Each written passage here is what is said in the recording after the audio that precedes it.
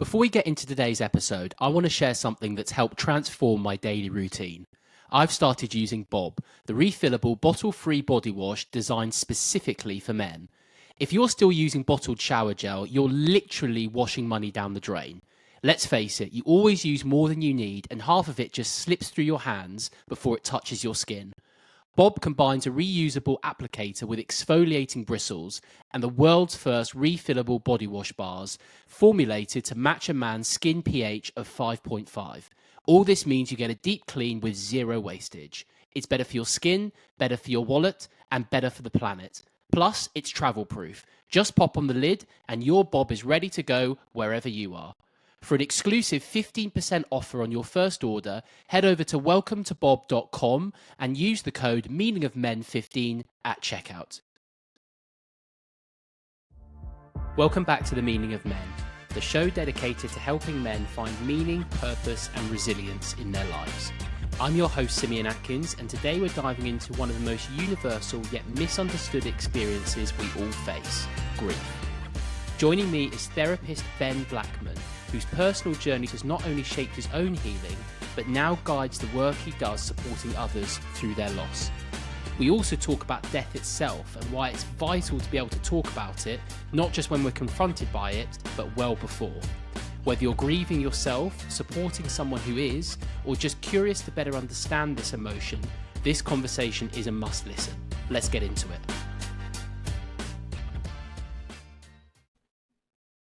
Ben, what do you want people to take away from our conversation today? I want people to understand more about grief, more about how it works, how it functions, and the fact that it's something that we all go through. It's something that we all experience. And I want people to understand that there's help out there. There's help out there through different facets and the differences between men and women and the way that we grieve together. So, yeah, I think a general overview today of grief and how there are companies out there such as Adventuring Loss, who I work for, who, want to help and assist people. Why do you think it's important to have a better understanding around something like grief? It's a good question. I think we're seeing, especially through counselling and through the job that I do, is I'm seeing certain changes in attitude depending on your demographic. Okay, so people who are in their later years, I find that, they have a problem. They have an issue. There's a sticking point there. Death has never been discussed. It's never been talked about.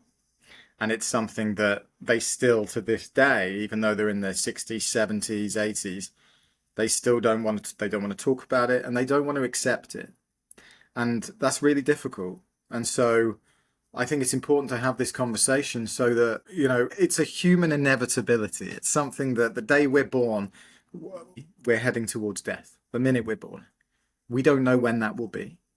And I think having that discussion with people at a younger age, helping them to realize that we don't have multiple lives, we don't have multiple chances. We just have one, and let's give it a go. So I think having those conversations and educating people at a younger age can help them with that fear, with those emotions around that fear, and confronting their own mortality. I think around specifically grief as well, until pretty recently, I saw it as being relatively one-dimensional. It's grief. You feel and you grieve, and that's it. But what I'm starting to learn is it's just very multifaceted in terms of different ways you can grieve and the different processes that you can go through. So I think, and certainly what we'll cover today will be important, because I think people will start to realize that they might even be grieving without realizing it, because they're not maybe grieving in the more traditional sense of the word. So really looking forward to getting into that with you shortly. Before we do though, give us a bit more of an insight into who you are and a bit of the journey that's led you on the path to where you are today. So I'm Ben Blackman. I am a qualified grief and death therapist. I've been working in this job for about 3 years now. I'm currently studying my master's, so I'm getting more insight into these areas. I work for a company called Adventuring Loss. Adventuring Loss is a counselling business that helps clients to explore and navigate the complexities of grief while simultaneously seeking to help with personal growth and embracing life in new ways. My journey which led me here. So I got some grief when I was a child. Lost my first grandparent at, I think, at the age of 5 or 6. Lost my second grandparent, when I was in my 20s. And that's when it started to kind of dawn on me that death happens. I was always aware of it. My parents were always honest. But then as I got older, I got more interest in it. I got more interested in psychology and in these areas of things that we don't want to talk about, things that we don't want to understand. I've always been one of those guys who wants to talk about the subjects that nobody else wants to. And then around the age of 28, July 15th, 2011, my dad died. And he had a short battle with cancer. We knew that there was something wrong, but it was shorter than, you would expect, which is, good in some ways for him. It's good. But in other ways, it caused quite a lot of issues.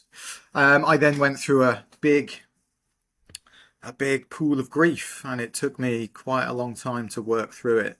In that time, I decided to do a degree in psychology, and then do a diploma at a college in Vancouver called Rhodes, and forward my career in that way. And it was when my dad died that I realized that there was something missing in this area of expertise.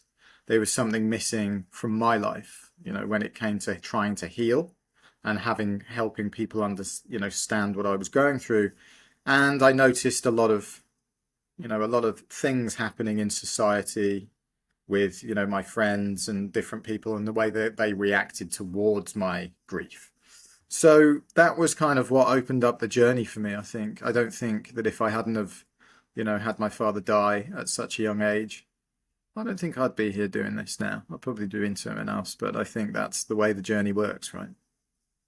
You were saying there you felt something missing. What was that specifically?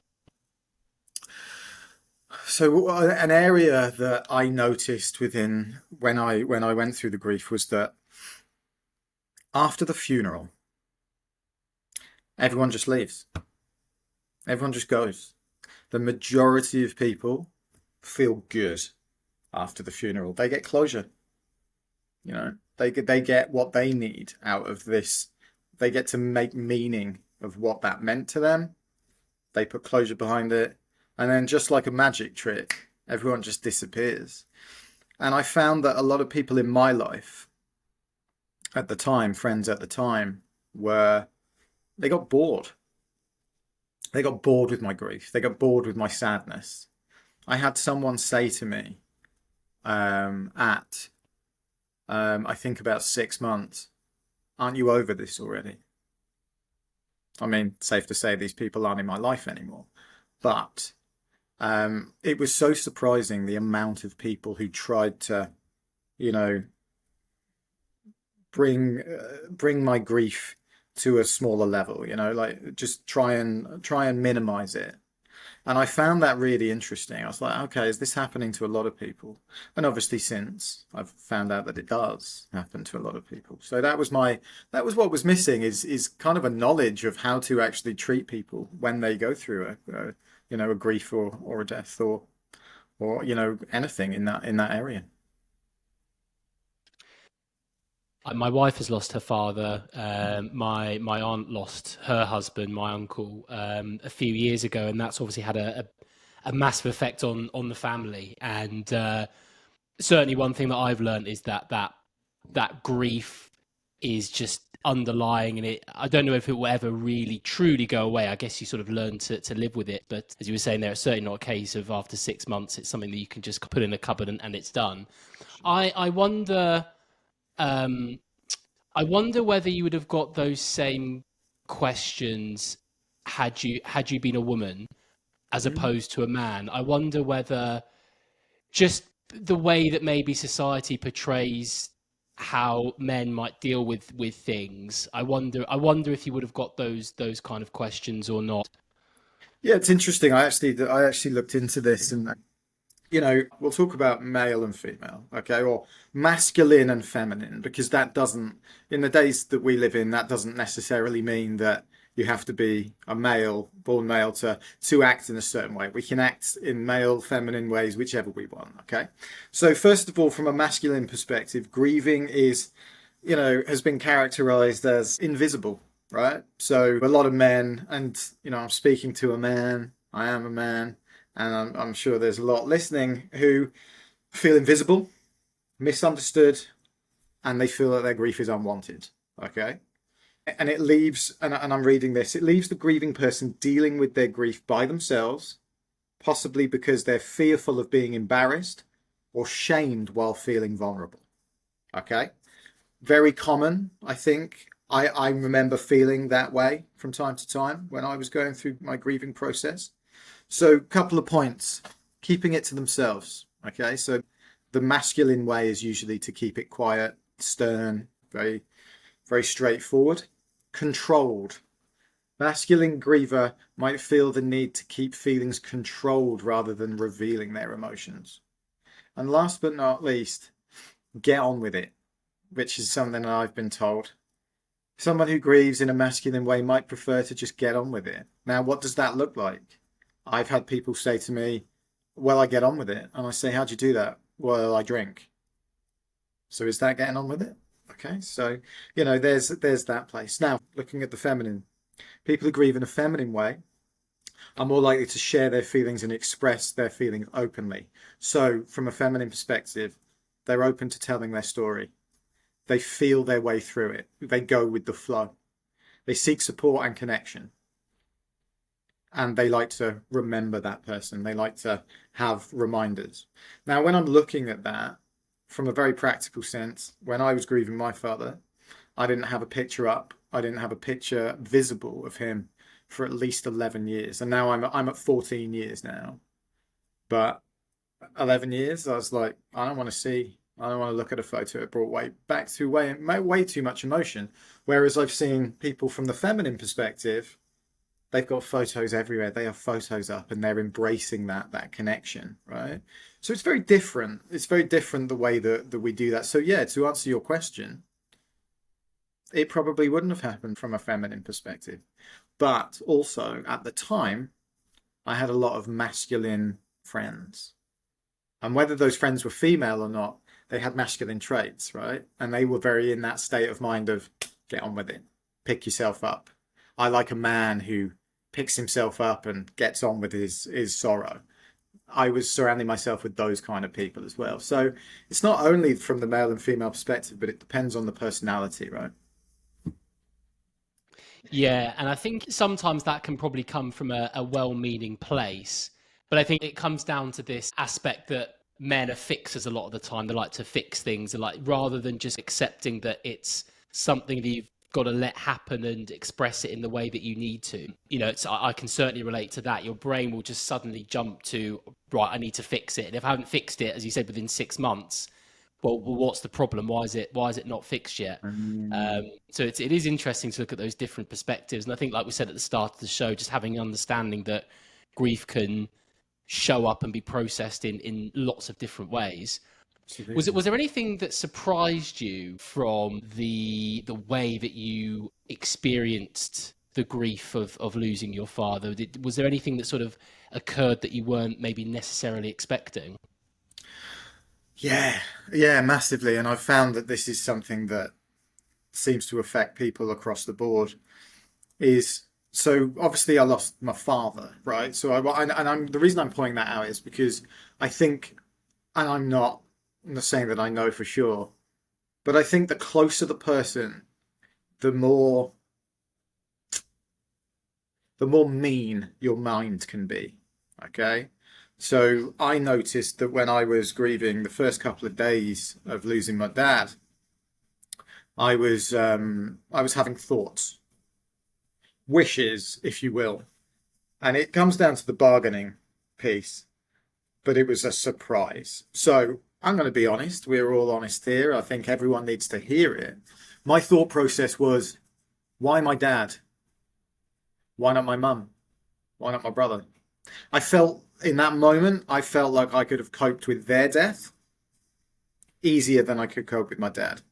Now, I don't know where that thought process came from. I was sat in the car, I was minding my own business, and suddenly that thought process came to mind. And the guilt that washed over me, like, what is wrong with me? Why am I thinking about other members of my family dying? Why are these words in my head? Like, I'm a terrible person. And I kept that quiet for a long time, thinking that I was the only one who would do something like that or think something like that. When you open up the conversation, you realize that it's actually quite common. So that was a really big surprise. And I think people who are going through grief and loss, I think these thought processes can come up, and I think they shock people to a point where they sometimes think that they're, monsters. It's not the case. It's very, very common. And so I think thought processes, I think my thoughts behind it, thinking, getting very depressed. I think that was a surprise to me, how your brain can go there and how it can take you down. Because I didn't think it would have that much of an impact, but it really did. I wonder what's causing that to have those kind of thoughts. I wonder what's triggering that. I think my perspective was that me and my dad, we went through our early lives. We didn't have a good relationship. And don't get me wrong, my dad was a great guy. He was a moody guy, very stoic. He was in the Navy. He was away a lot of my childhood. And then we didn't really get along, and we were very open with each other about our lack of, bonding. It wasn't a surprise. I knew why my dad didn't really get on with me, and I knew why I didn't get on with him. And then around kind of mid-20s, my dad got sick, and he changed, his personality changed. Mine changed as well. I'm not saying it was just one-sided. And we bonded. And so I think my thought processes from behind that were, I had 5 years of having my dad be constant with me. I had this relationship which I've heard people talk about. I looked forward to seeing my father. I looked forward to talking to him. And then suddenly he's dead. I felt like I got cheated out of the time that I had. Whereas with my mum, I've had some great times with my mum. I've got great memories. We've got great stories. If my mum died tomorrow, it wouldn't hold me to that much pain, because, not saying it wouldn't be painful, because I feel like I've made the most of my relationship with my mum. So I think that's what came up for me. And the reason I can't answer that question is because grief is individual to each person, right?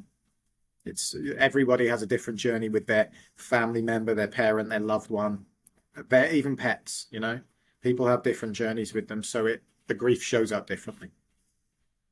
Yeah, that's interesting. I hadn't really thought about that. I've just started to wrap my head around the fact that there are different ways of people grieving, but I hadn't really thought about all of the different dynamics on top of that could then affect how you grieve as well. As you were saying there, the kind of relationship that you've had, and it sounds like there was like a bit of regret there as well, which was manifesting its way in there as well. It's just such a complex minefield, isn't it? Which again comes back to the point of trying to be stoic and get through it that way. It's just so difficult, right? Because there's just so many different things at play. That's it. And I think, this whole point of hiding things and being stoic, it can affect people in different ways. So, I contract for a local rehab clinic, and it's men.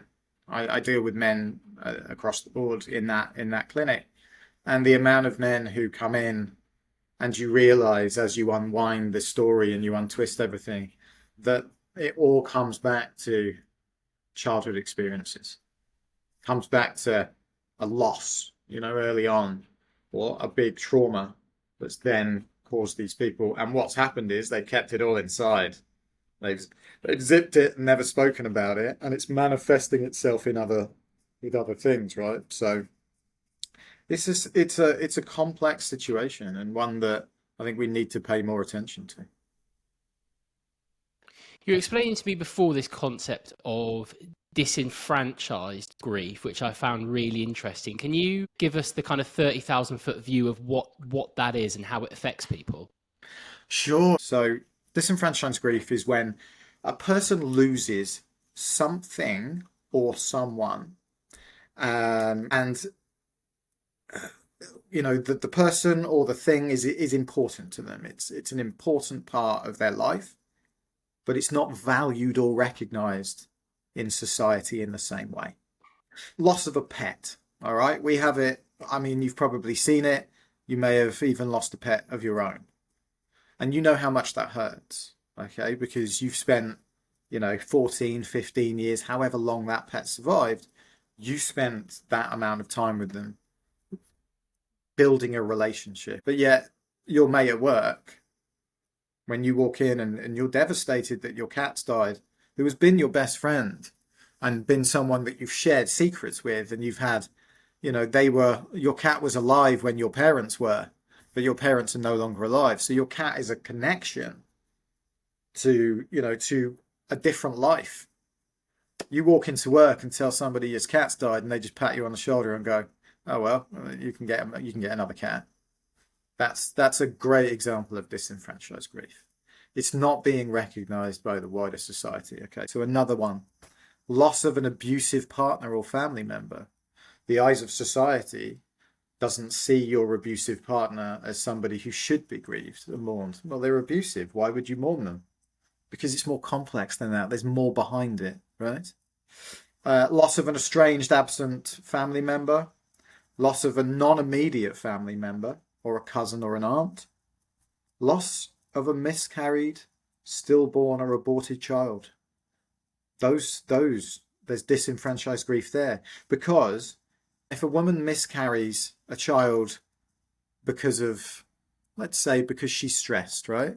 Because she has an abusive husband, sympathy is given. Okay, you'd agree with that? Sympathy is given. Say she's got an abusive husband, she's lost it because of stress. We have sympathy for that woman. We're like, oh, that's terrible. Now you take a woman who's miscarried because she has a drug addiction. Is society still looking at her the same way? No. Disenfranchised. It doesn't mean she doesn't feel the same way about her child. She has an addiction. She can't control that. Right? And she's miscarried. So people don't see us the same. Loss of a loved one who committed suicide. People don't want to talk about that. That's a difficult one. So people, and it also doesn't have to be from a sense of people being negative towards you. It can just be, hey man, my partner killed themselves yesterday, and you not knowing what to say about it. Because if you've got a fear of death, or you've got some, pre-existing bias about suicide, you're not going to be able to be there and show up for that person, right? So that gives you, in a nutshell, what disenfranchised grief is. There was quite a few different examples there. Just so I'm really clear, is there a common thread between those? I was just trying to piece it together in my mind. I think for the first couple I could do that, and then as you were going on with different examples, I wasn't really seeing what the commonality was between them. Right. So if we look at, obviously, disenfranchised grief as a whole is when something is important to you, something is loved by you, and it's not seen the same way in society. Okay. Right. So that's the general whole of it, is that if you look at loss of pet, abusive family member, estranged, miscarried children, someone who commits suicide, what you get there is you get a bunch of things that if we look at them from a societal perspective, they would be called, they're not normal deaths, are they? If we look at that in the way that we see things as society, a normal death is you live, 70 something years, maybe, let's say that, 80, and then you die. Or, my dad, for instance, he died at 58. He had cancer. That's a pretty common thing for people to die from. So they go, tick. All right. He was young, but they still felt that. People still gave me the sympathy. That's terrible. I got more sympathy, actually, because he was 58 and not 78.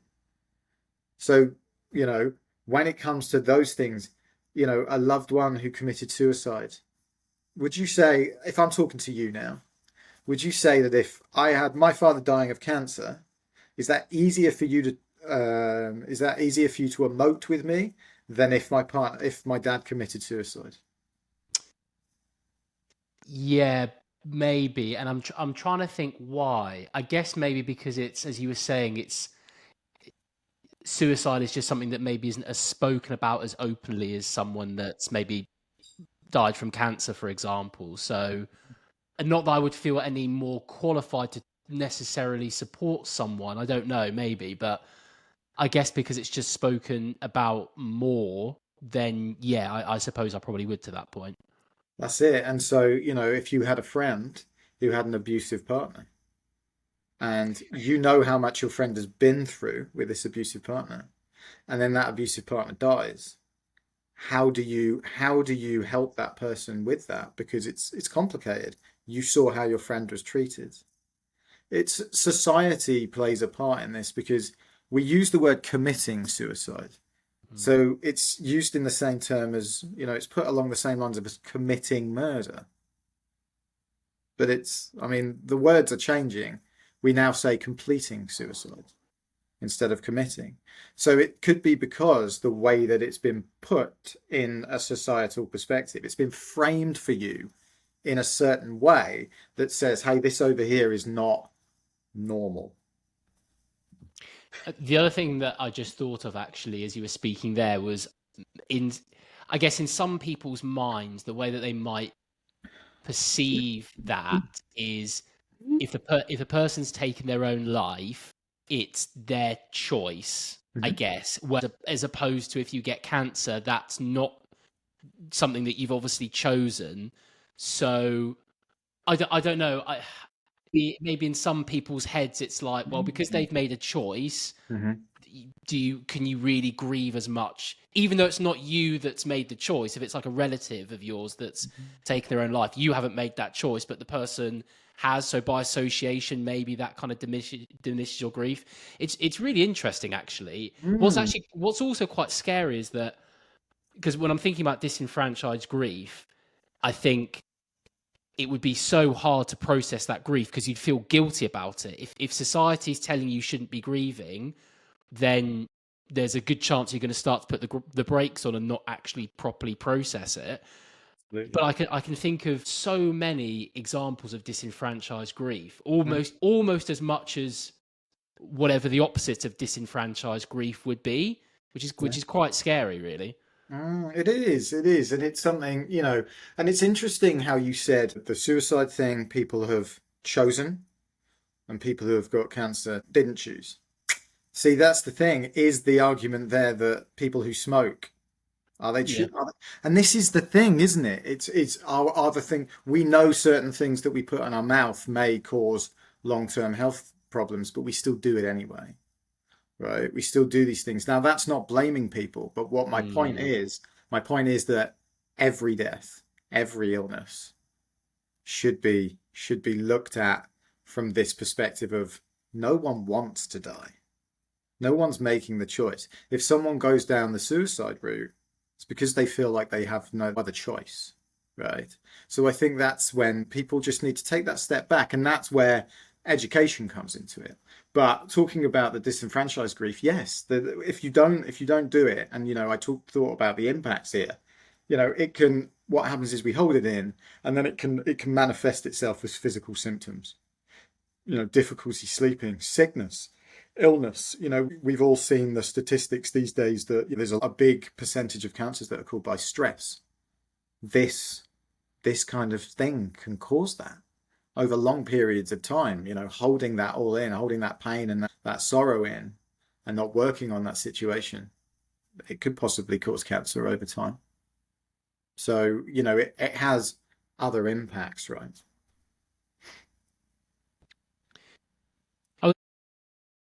Hi everyone, I want to take a moment to shout out Apex Everest, an incredible organisation and partner of the show who are pushing the limits of human resilience.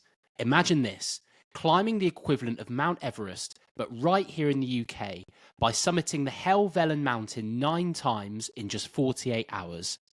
But Apex isn't just about the challenge. It's the chance to be part of a year-round, vibrant community dedicated to unlocking your true potential. Whether you're looking to push your own limits or you're part of a team wanting to build an unshakable bond, this experience will stick with you for life. So if you're ready to conquer your Everest and be part of something special, check out apexeverest.com to find out more.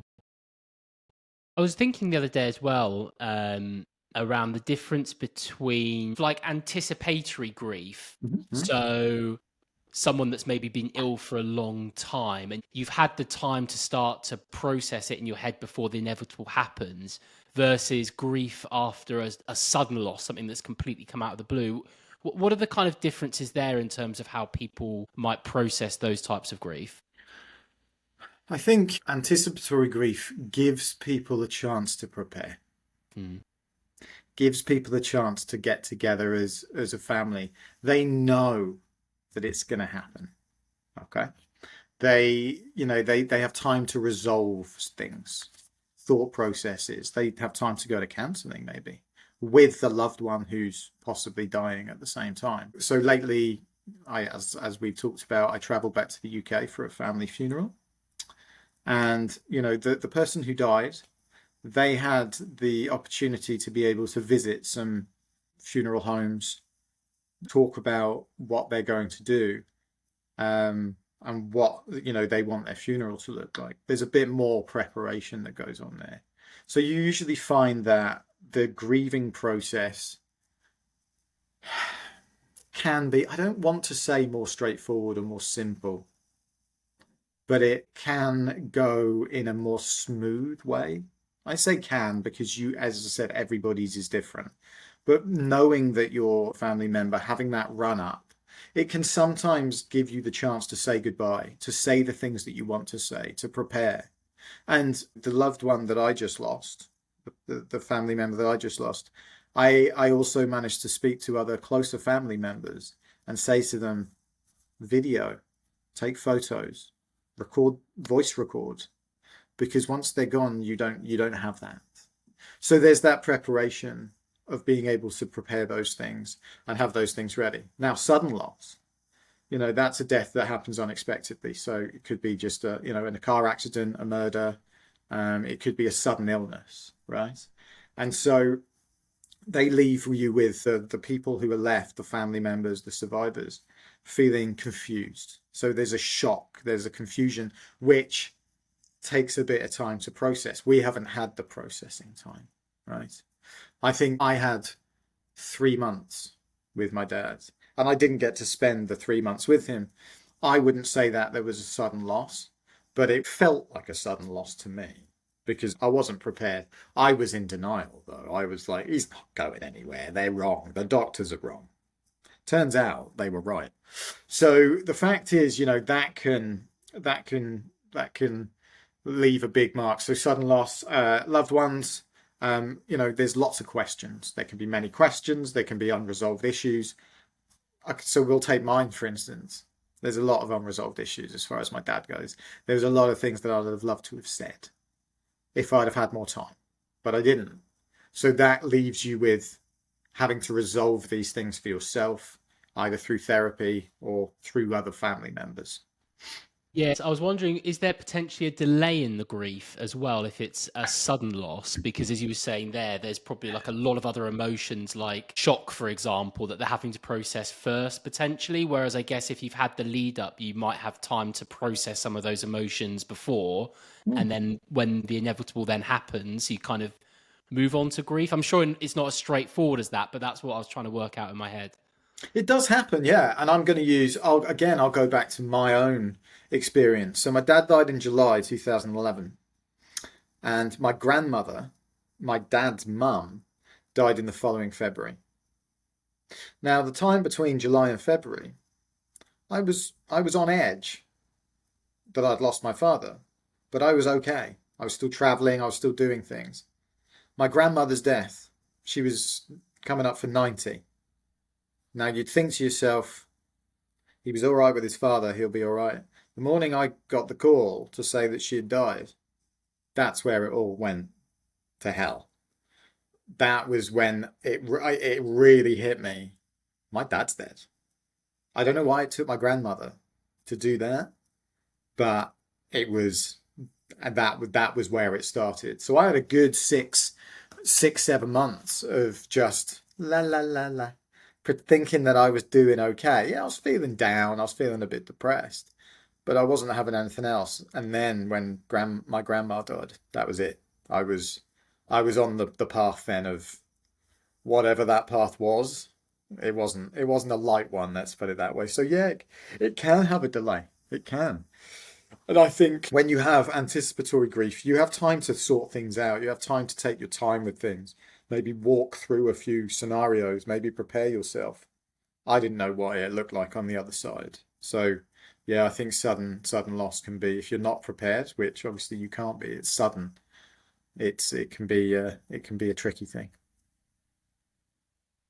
We've spoken a few times or referenced death a few times. And again, it's something that we spoke about before this episode. You're someone and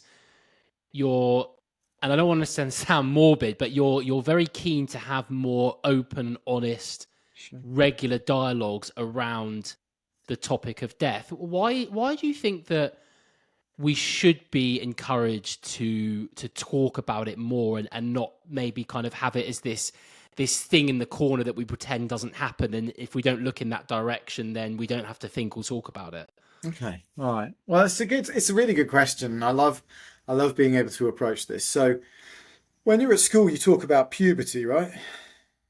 You talk about sex. Cool. Because they're things that happen to us. Would you say on the majority, we all go through puberty in some form. And so the schools go, you need to be prepared for that.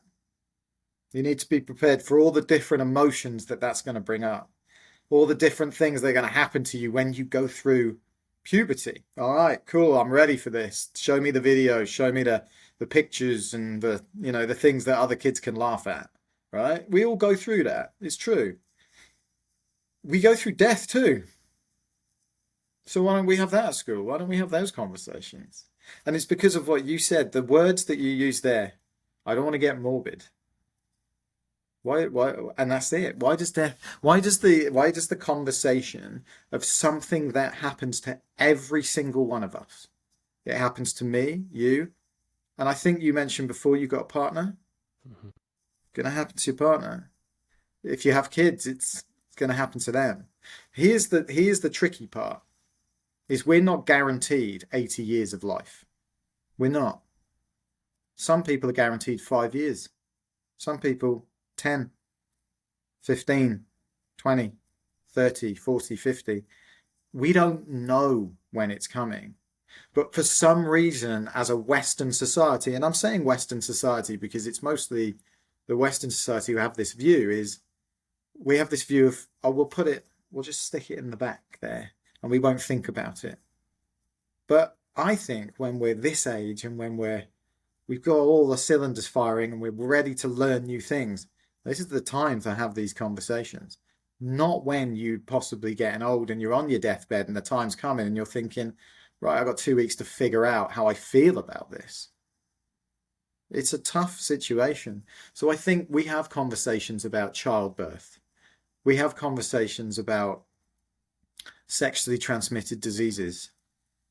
We have conversations that we don't want some other time.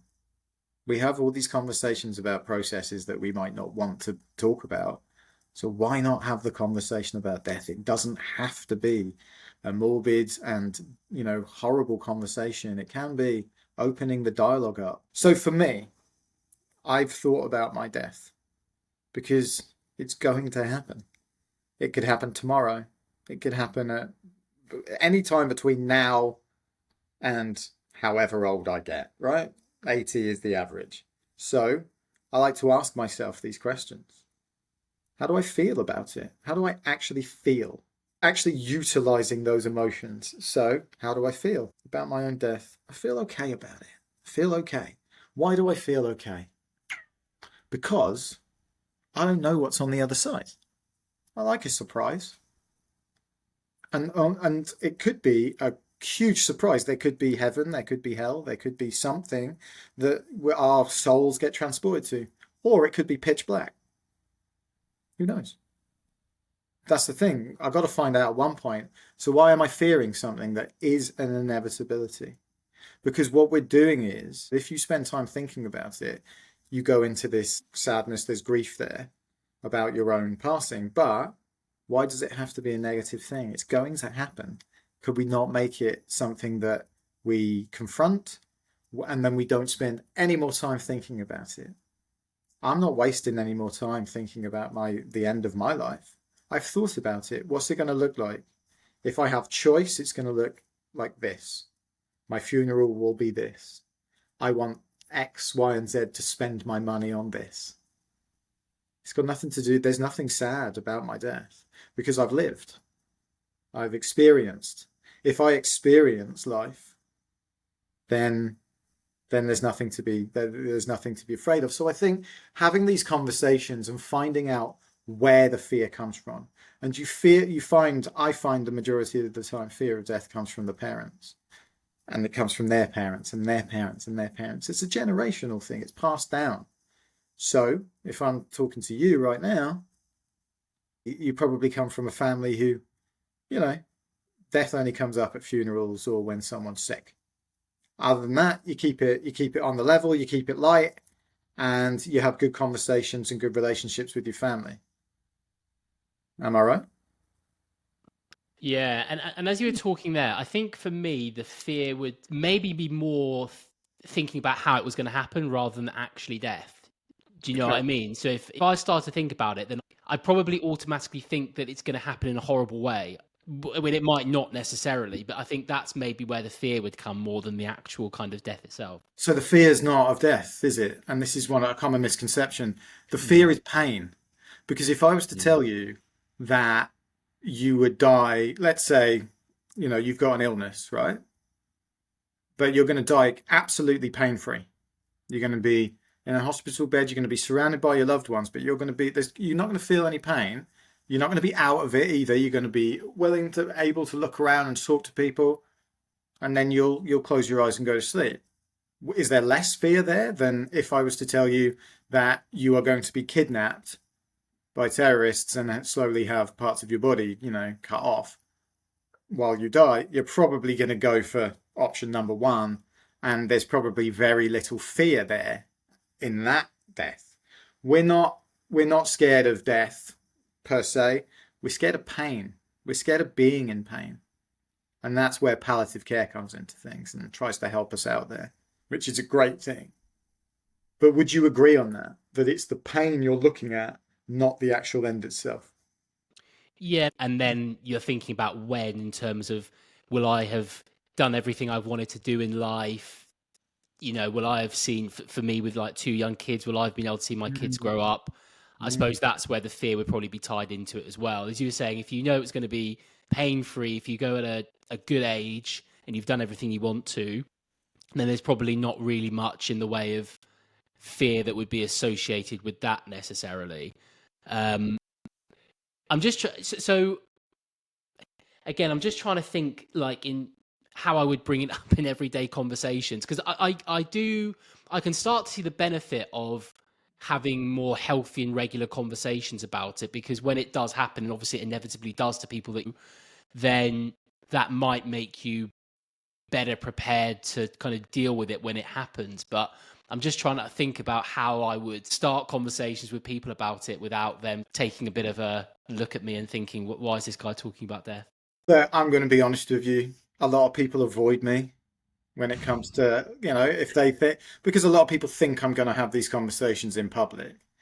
It's not that's not what we're going to do here. I volunteer down on the Lower East Side here with the homeless people through a hospice downtown. And we go on grief walks. We do grief circles.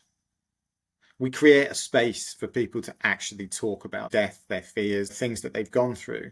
So we create a narrative, basically.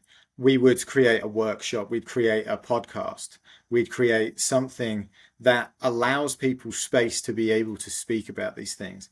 So if I was to say to you, right, Yes, in the workplace, if I was to say to you, right, tomorrow you got to go up to a work colleague and ask them about how they feel, right?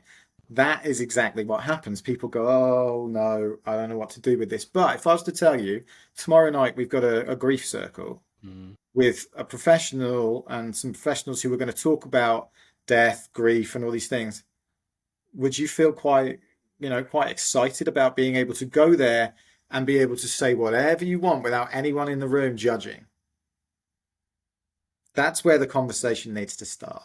We need to start it in a place where people can get together and they can feel free and open to talk about these pieces, because I'm not the only one who wants to talk about it. There's people out there who are desperate to ask questions about their family, what's going to happen to my parents, what do I do after this?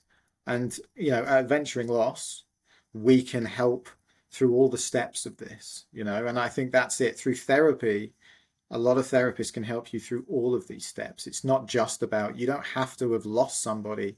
You could just have some questions around grief. If I've got a man in my life that's grieving at the moment, if I'm a mother or a partner or a friend, and I want to be there and support them in the best way, what advice would you give to them to help them do that? I only have one piece of advice, and that is listen. It's just as easy as that. And it sounds very easy, but I find that people don't do it that well. So listening means not anticipating what you're going to say next. It actually means clearing your head and sitting and listening to the person. Okay? You don't have to respond. Sometimes that person's not looking for help. And maybe you want to clarify that. Maybe you want to say, hey, are you looking for advice at the end of this? Or are you just looking to vent? And sometimes I get family members and loved ones ringing me and they're like, I just want to vent. Cool. So I'll just sit there for half an hour and say nothing. Maybe a few mm-hms and agreeings. But they know that they can get it all out without any judgment, without any questions about this or that, or making it about me. Oh yeah, when that happened to me, I did this and that. Okay, but you're a different person.